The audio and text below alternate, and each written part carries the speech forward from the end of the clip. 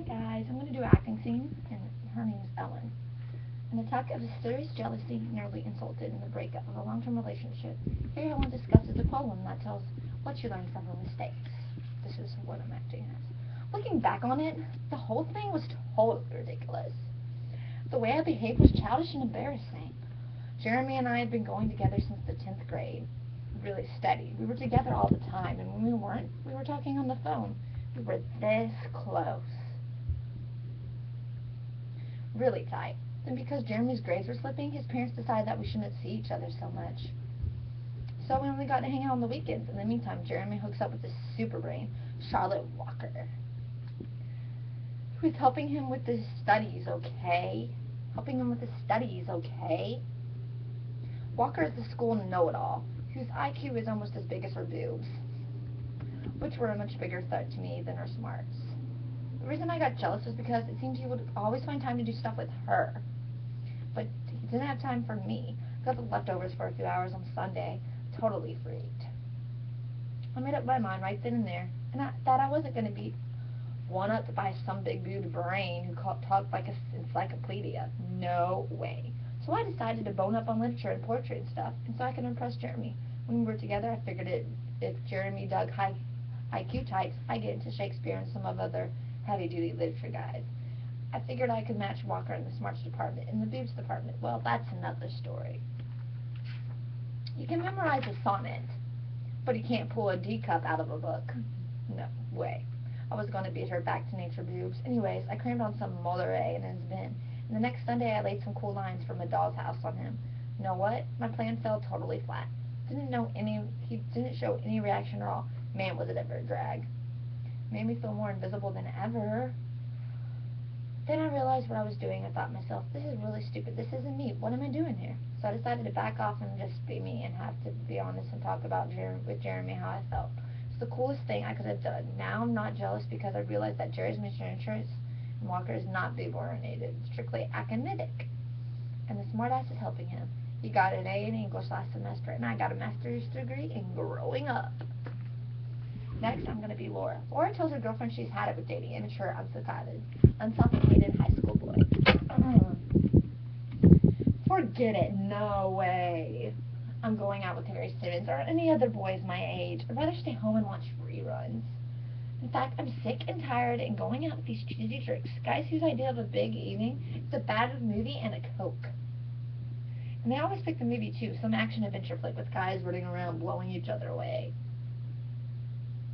And a soundtrack like a car wreck. Then for the price of the ticket, the watered down cola, they want to grope and squeeze you like your ripe fruit. Forget it.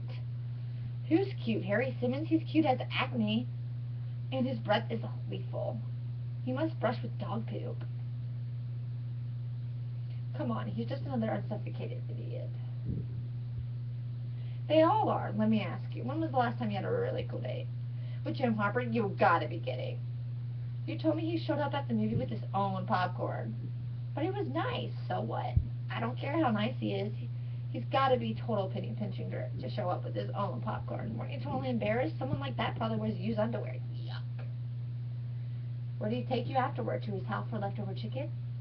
It's the same with all of them. I'm telling you, they're all cheap and stupid and totally rude. None of them know how to treat a woman. Can you imagine your dad had ever treating your mom like this? Hey, people were cool back in the old days. Men were gentlemen who treated women with respect. They knew how to move, they had manners. You know what? My dad still opens the car door for my mom. Yours too? Well, there you see. Oh, wait, I've already read that one before.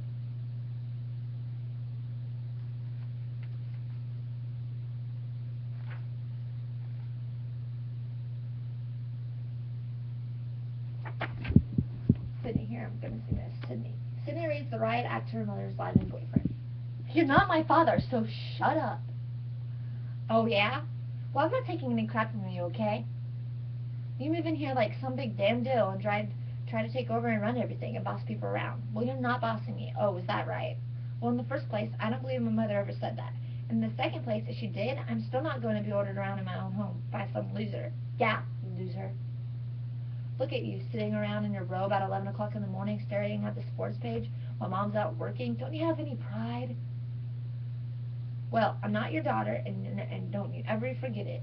And if I were, I'd be totally embarrassed to admit it because you're such a nothing, lazy lowlife. Look, you have mom fooled, but not me, mister. Oh, yeah. And just what are you going to do about it? You never raise a hand to me, and I'll tell my father, and he'll chop you up into little pieces. No wonder kids ever want to get married anymore. Not when they see what their parents put each other through and how they behave like children, like 2-year-olds. Like mom moving you in here. She must have been out of her mind. Oh, so I'm just a small brat, huh?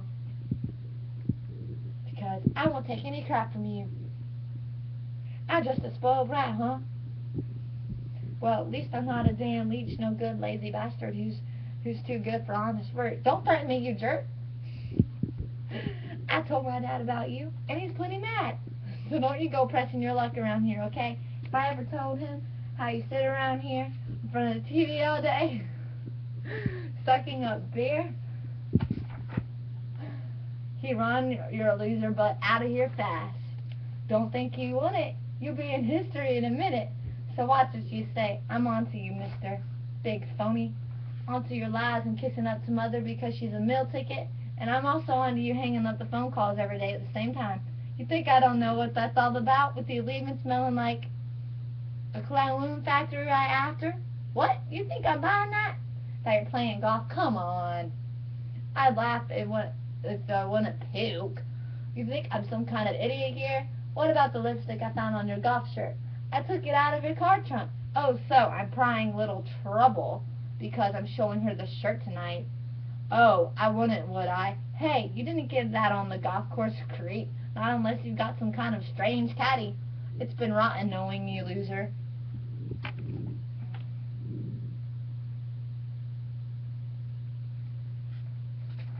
Yay.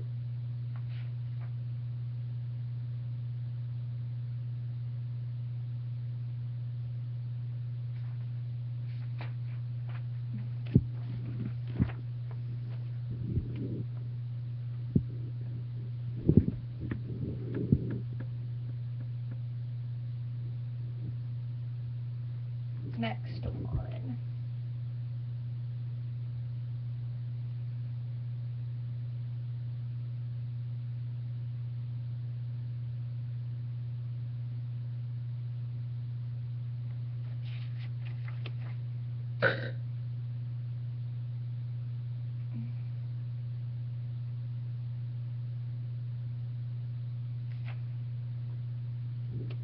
Let's see, next one I'm going to add.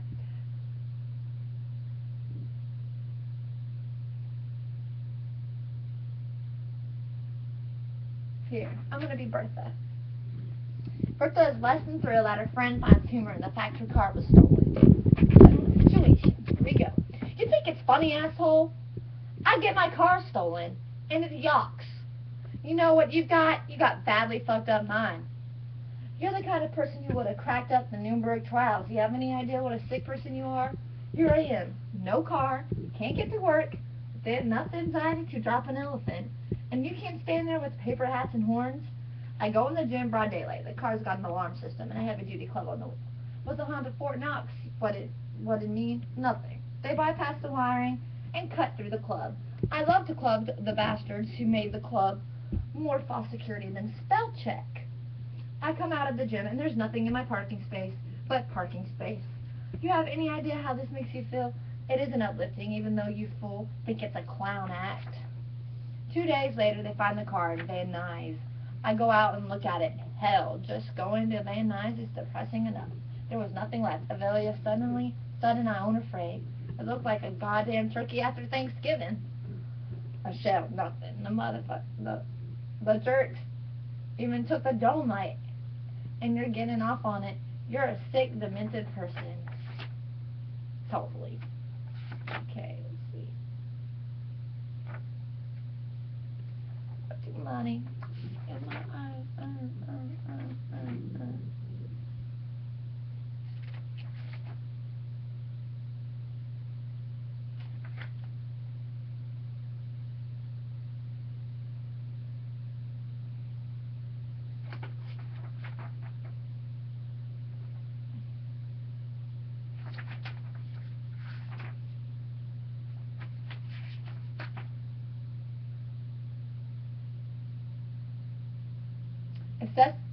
Stella, excessive remodeling has also remodeled her relationship. Here we go. That's the situation. Everything was cool. We were getting along fine. Then you have to go and bring in lamps, a refuge from Architectural Digest. Comes in and swish pastels, Mr. Know-It-All. Cons you into diminishing the fireplace. The fireplace looked fine. There was nothing wrong with the fireplace. I tried to talk to you out of it, but oh no, Lance is an architect, a member of AID. AID. He's also a pobious, ego-inflated jerk. The Birkenstock sandals should tell you something. The guy's a throwback. He's lava lamps and psychedelic posters. So he listens to this dildo and he recommends monkeys with jackhammers. So they come in Monday morning at 6 o'clock with jackhammers and turn the place into Omaha Beach. And I'm supposed to be able to concentrate with all this dust and noise. I rewrote the same sentence 10 times. You promised me peace and quiet when I moved in here. The perfect place to write while you're away at the office, you said. Well, it all went tragically to bedlam in a matter of seconds. And this goddamn dust, this fine white powder, is in everything. My computer, my clothes, books, hair, my eyes, mouth. God only knows what other overseas. And then you and Mr. Frank Lloyd Wright Jr., in your divine stupidity, decide to rip up the tiles. So the second wave of monkeys make a beachhead with chip hammers and scrapers and turn the place into a sandbox. This means I'm in the garage trying my damnedest to meet a deadline for the New Yorker. Now, I'm certainly no prima donna. It's literally complex. But I don't think I'm stretching it too much by saying that sitting in the middle of the garage floor surrounded by old drippings is not the ideal catalyst for creativity. Now, you tell me you're going to replaster. Well, send me an email when you're finished. I'm out of here.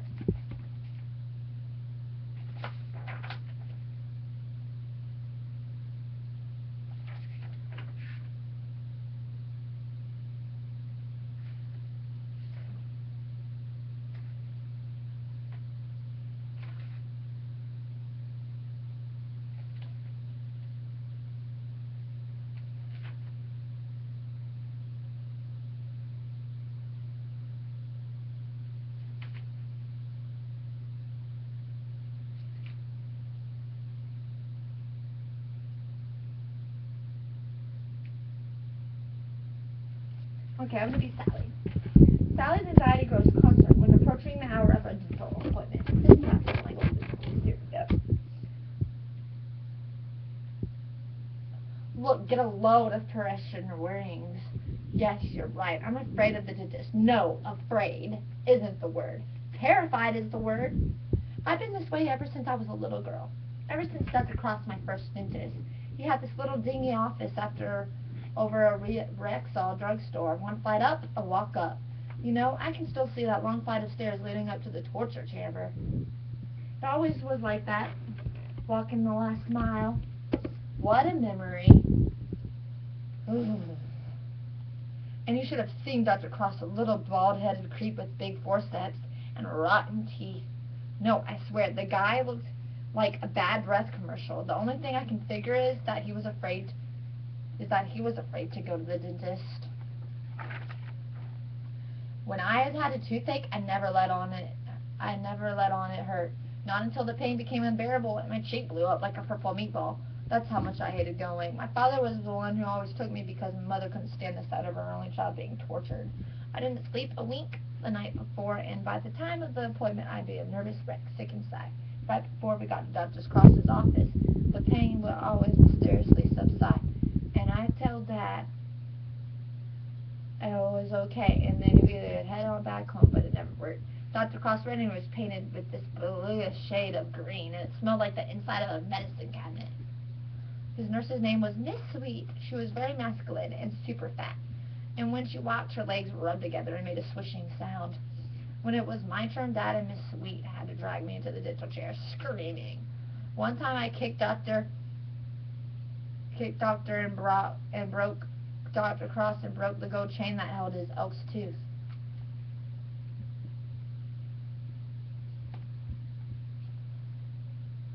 God, look, get a load of perspiration rings now.